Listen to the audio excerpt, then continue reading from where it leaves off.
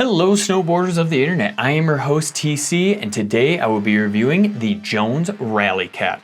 If you're interested in this board or any other boards or bindings I mentioned in this video, make sure you're going down in that description and clicking those affiliate links. If you want to take a more old school approach to it, go on into your local shop, slap them a high five and tell them we sent you. This board is equipped with Jones's true camber profile. So what that means is from contact point to contact point, you have that traditional camber. So what that's gonna do for you is that's gonna give you all of that pop, drive, and stability that you're looking for. The Rally Cat is offered in a 151, a 154, a 155 wide, a 156, 158, 159 wide, 161, 162 wide, 166 wide, and a 170 wide for the big dogs.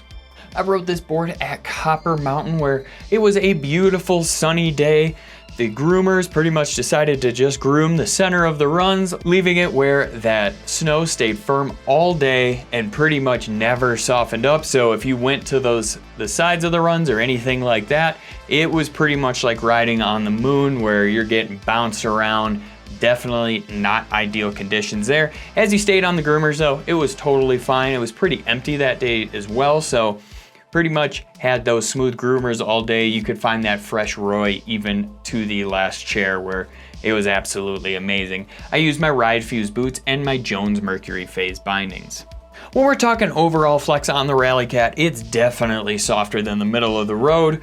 Even though you do have that camber from contact point to contact point, they core milled this board like crazy. So the middle of this thing is definitely gonna be skinnier than the rest of the board. So it's gonna make it really foot steerable where, I don't even know if that was actually a word, but you definitely can foot steer this thing with zero issues. And it wants to flex really in the middle of the board here. So it stays a little bit firmer on the nose and the tail, but they're still pretty soft. So overall, it's definitely coming in at softer than the middle of the road.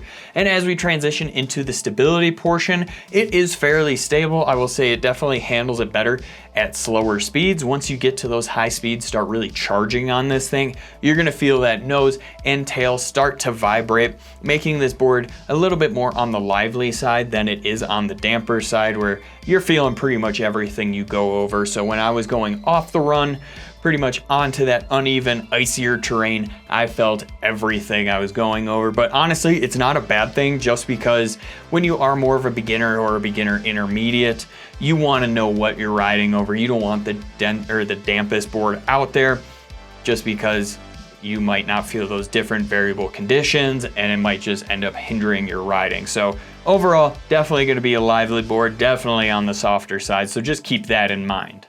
So when you just first go to load this thing up, you'll notice it kind of flexes in the middle more. That tail just holds its rigidity a little bit better, and that pretty much just transfers into how the ollie power is on this thing, where it actually has a pretty decent ollie to it, especially when you are learning. It doesn't have a crazy snap to it or a pop that's gonna buck you either direction if you're not ready for it. It's nice and smooth and feels nice and in control, where you take it off some side hits when you're learning, it feels really good there, nice and stable on the landings. As you go to take it off of jumps, once you get to that level, I'll definitely say keep it on that smaller line and possibly even the medium line if you're confident enough for it. But I would definitely not take this thing to the large line. As I mentioned before, you get this thing up to speeds, it gets a little bit looser where it just doesn't want to track as well into those jumps. So pretty much keep it to those smaller jumps. You're gonna be really happy, especially when you're learning. It feels nice and in control. You can definitely pop the lip, which I definitely recommend when you're learning. It just helps you pretty much know where you're gonna go, but you can let the lip do the work if you're just not feeling it or really don't understand how to pop it yet. But it feels nice and stable, especially on those smaller jumps, so you don't have to worry. And I mean, that's who this board is made for, and it just felt really good. So when I was riding this thing, I was definitely taking it off of those small jump switch just to see how it would feel for just your regular beginner rider, and it felt nice and in control. I wasn't going pretty much just sloppy around there, just flying each and every way. It felt really good to me. While I have it here, you might as well like, subscribe, click that bell, and turn on those notifications so you don't miss any of our scheduled programming. This board is actually really fun to butter on because of how much it flexes in between your feet, that it gives you just a little bit more stability on the tail and on the nose when you're buttering. So you do get a bigger surface area back here that will give you a little bit of pop on the way out, same with the nose, but you really don't have to work that hard to get this thing to butter around or anything like that. Just pretty much shift that weight. Don't even have to shift it to the logo here. Just kind of pick up that front foot if you're doing a tail press or butter, and it feels really good. And the same goes for when you're on rails. It's very forgiving on the steel. So if you're just going to lock in for a 50-50, it's gonna lock in really nicely for you, as long as you have the right speed and all of that. But really where this thing excelled was when you were sliding it in between my feet here, where I could just land on the rail. I knew it was softer in between, so it just cradles really well around it, and it doesn't have all of that extra material in the board to really load up and shoot you out. So it just cradles really well, holds the rail well. If you're going for a tail press or a nose press on the rail, it's pretty much just as easy as standing on whichever foot you're trying to press and just lifting up that opposite. So when I was going for a tail press, stand on that back foot, just lean a little back and almost just pick your front foot up, and it's gonna press for you. It's nice and easy, and that's pretty much just because of how thin this core actually is in between your feet. But if you're looking to learn rails or butters or anything like that, this is gonna be a great board for it. It felt nice and comfortable on both situations there. This board actually carves really well, especially with those short and those medium carves, where pretty much that's what your average rider on this board is gonna be doing. So when you're approaching rails, it feels nice and easy. On those medium carves, it gets over for you from heel to toe or toe to heel, however you wanna do it.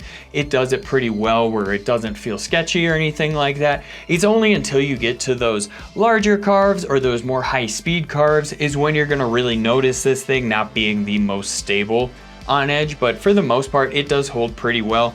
The one time I did really have problems with it was when I was on those larger carves, went off the groomer onto the not groomed area and just pretty much had to hold on for dear life and just get bounced around out there. But as long as you keep it on those smooth groomers, it's gonna hit every carve for you. I will say it will Euro carve. You just have to keep that speed in control. If you go a little too fast, the board will fold on you. Go a little too slow, you're just not gonna make it around. So it does take a little bit higher skill level to Euro carve this thing, but pretty much when you're just learning how to carve or just trying to get those fundamentals really down, this thing is gonna be great for it because it's just really easy to get from edge to edge on it.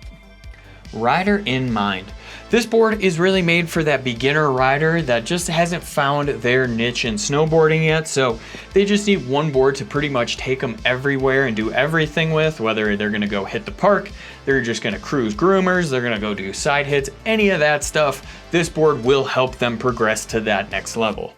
If you're looking for another way to get involved in the Angry Snowboarder community, head on over to Angry Snowboarder VIP. What is it, you might ask? Sure, I could explain it here, but we have a great video over there getting into it really in depth. I liked this board, especially for it being a beginner board. Is it made for me? No, but I mean, overall, I can definitely see who this board's made for. It has that classic snowboard feel, like pretty much what I learned on, only it's way softer in between the feet, so it just makes it a little bit more maneuverable, easier to ride.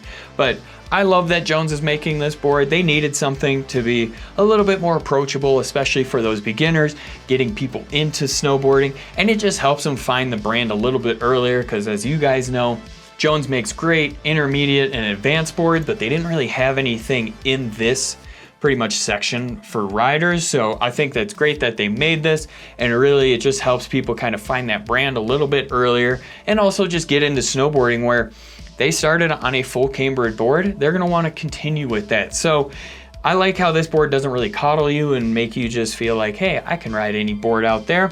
It really just helps you pretty much learn what snowboarding is on a real snowboard that isn't full rocker and just pretty much has all of these fake materials in it, where somebody can get on this board, learn, and then progress to say something like this Mountain Twin behind me, where you got a little bit of rocker on the nose and tail, a little bit more guts in between, and it's not like it's gonna totally kick your ass. So honestly, it's a great thing that they're making this. I really enjoyed this board, especially for being that beginner board, but Overall, it is solid. If you're looking for that beginner slash a little bit more intermediate beginner board, this is definitely a solid choice for you. It's just gonna keep you out there a little longer and help you progress into more, pretty much, how should I say this, into more different boards.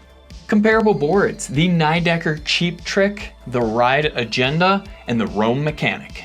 Recommended bindings, the Jones Meteorite, the Yes Select, the Bataleon Blaster Heel Wrap.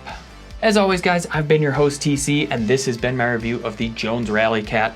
If this just doesn't sound like the board for you, or you just need a little bit more information on other boards, I would highly recommend going and checking out one of the comparable boards, and that way you know you're gonna get something that fits your needs and your riding style.